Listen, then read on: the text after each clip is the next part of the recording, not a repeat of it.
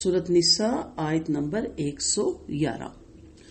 वमन यक्सिब इस्मन फइन्नमा यक्सिबुहु अला नफ्सी वकान अल्लाहु अलीमन हकीमा।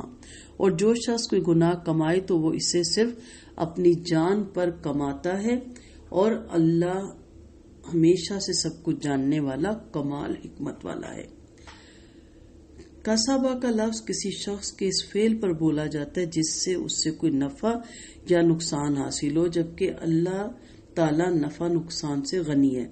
इस बिना पर अल्लाह ताला की तरफ कसाबा की निस्बत नहीं हो सकती, यानी जो गुनाह करेगा वही उसकी सजा भुगतेगा, कोई दूसरा इस गुनाह में नहीं पकड़ा जाएगा। कुरान मजीद में बनी इसराइल सूरत नंबर 15 में भी अल्लाह ताला फरमाते हैं वला ताजिरू वाजिरातुन विजरा उखरा, और कोई बोझ उठाने वाली जान किसी दूसरे जान का बोझ नहीं उठाएगी।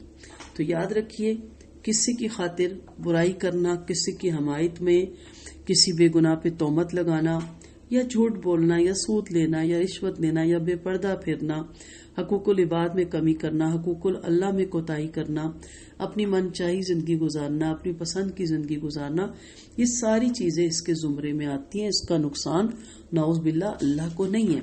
अल्लाह ने जितनी हदूद और अहकामात उतारे वो हमारी बेहतरी के लिए उतारे, हमारी सहूलत के लिए उतारे। इसकी मिसाल को आप ऐसे समझें कि जब कानून बनता है हमारे मुल्क में, जब ट्रैफिक का मामला बढ़ता है, फिर हमारे मुल्क में तमाम मुल्कों में चौक बनाए गए, फिर इशारे लगाए गए, उसमें 3 लाइटें लगाई गई, ग्रीन, येलो और रेड। ग्रीन पे आपने चलना होता है और रेड पे आपने रुकना होता है। ये किसके लिए? हमारे लिए है ना। गवर्नमेंट जो गवर्नमेंट के बड़े सरबराहान है उन्हें क्या फायदा, वो तो अपने घरों में बैठे हैं। लेकिन मैं जिद लगा लूं कि नहीं, मैं तो रेड ही इशारे पे चलूंगी, मुझे कौन होता है कोई रोकने वाला। तो आप अच्छे खासे अक्लमंद हैं, आप जानते हैं कि अपनी भी जिंदगी खत्म करने वाली बात है और बर्बादी, और दूसरों को भी साथ तबाह करने वाली बात है। लेकिन वहां हम बिल्कुल अच्छे बच्चे बन के उस रूल्स को फॉलो कर रहे होते हैं, क्योंकि हम क्या कहते हैं कि हमारी बेहतरी के लिए ये रूल्स बनाए गए। लेकिन जब अल्लाह के जो कोई रूल्स या हदूद या क़यूद है वो हमें अपनी बेहतरी के लिए नहीं नजर आती। शैतान ऐसा हमें सबक पढ़ाता है कि हमें वो कंजस्टेड और फंडामेंटल और इस तरह की चीजें लगती हैं, और आज के दौर से कटी हुई चीजें लगती हैं। हर दौर में रहती दुनिया तक अल्लाह ही का कानून हिकमत से भरपूर है। अल्लाह ही की बात 100% सही है। उसके नबी करीम सल्लल्लाहु अलैहि वसल्लम की सीरत 90 या 80 या 95 या 99 नहीं, 100% नबी ही की बात अल्लाह के बाद सही है। इसलिए इसको अपने ऊपर बोझ मत समझे। ये समझे कि चाहे वो पर्दा है, अगर आप उस पर गहराई से जाएंगे तो आपको पता चलेगा इसमें अल्लाह को कोई जरूरत नहीं है। हमें फायदा है हमारी अपनी जात को, हमारी अपनी शख्सियत को, हम कितनी बुराइयों से बचेंगे।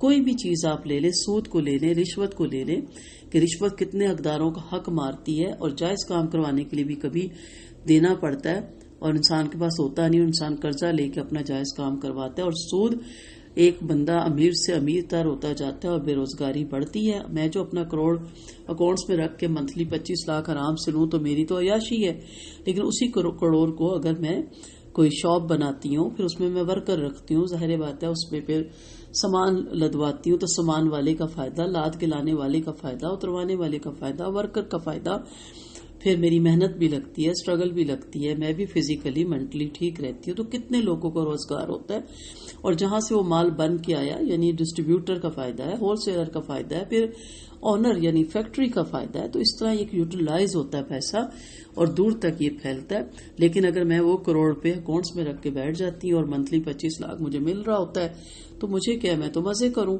लेकिन अमीर से अमीर तर और बाकी मुल्क गरीब से गरीब तर होता जाता है।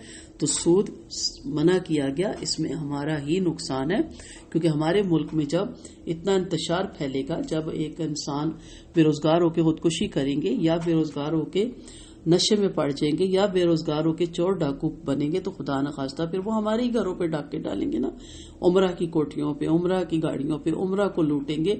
तो वैसे कौन कौन होंगे? वही जिन्होंने अपने करोड़ों रुपए अकाउंट्स में रखे हुए हैं और बड़ी बड़ी गाड़ियों में पेट्रोल भर के घूम रहे हैं।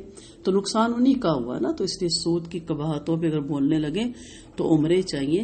तो ये बड़ी खूबसूरत आयत है, बड़े आराम से अल्लाह ताला ने सिंपल सी बात में एक बात समझा दी है کہ یاد رکھیں کہ ومن یکسب اسما فانما یکسبہ علی نفسہ وکان اللہ علیما حکیما. اللہ تو سب جانتا ہے، کمال حکمت والا ہے.